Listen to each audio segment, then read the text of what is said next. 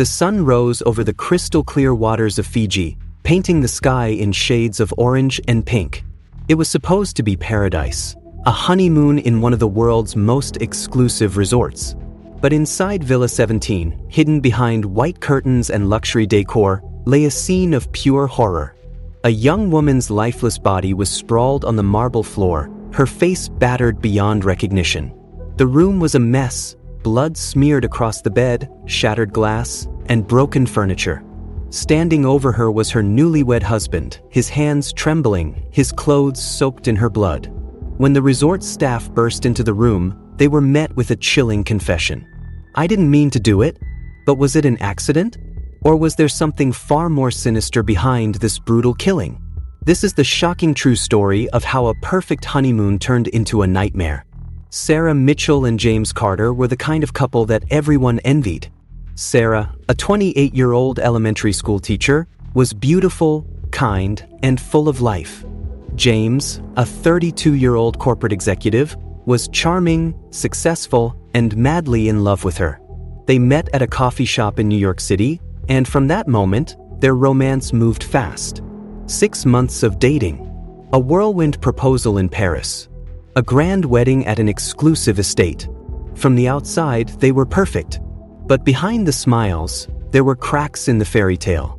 Sarah's friends had noticed little red flags. James was possessive. He would check her phone. He would get angry over small things. But Sarah ignored the warnings. "He just loves me too much," she would say. And when James surprised her with a luxury honeymoon in Fiji, she believed it was the start of their happily ever after. She couldn't have been more wrong. From the moment they arrived at the resort, things felt off. James wasn't the charming, affectionate husband Sarah had fallen in love with.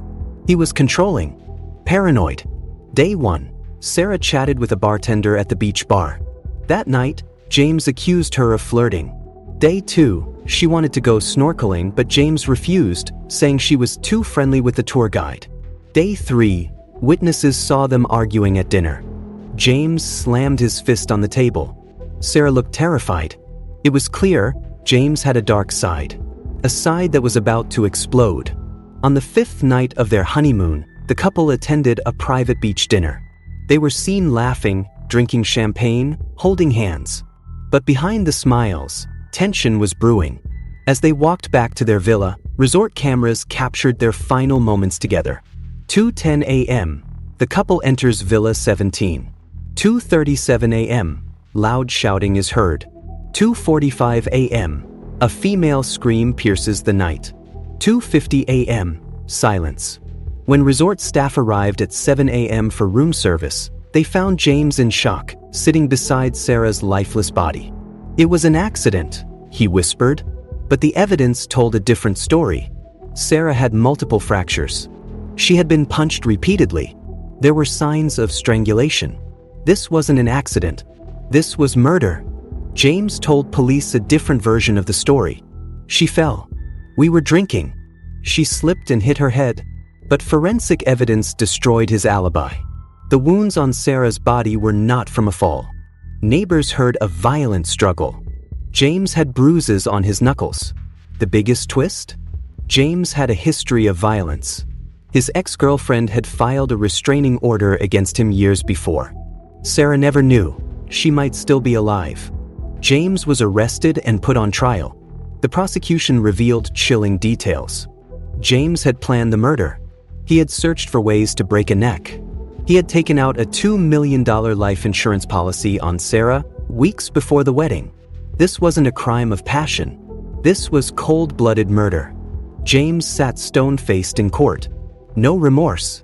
No regret. The jury took just 3 hours to reach a verdict. Guilty. James was sentenced to life in prison. Justice was served. But for Sarah's family, the pain would never fade. Sarah thought she was marrying the love of her life. Instead, she married her killer. Her honeymoon was supposed to be a dream. Instead, it became her final days. And James? He will spend the rest of his life behind bars. But one question remains. Did Sarah ever see it coming? Because sometimes, the person you love the most is the one who wants you dead.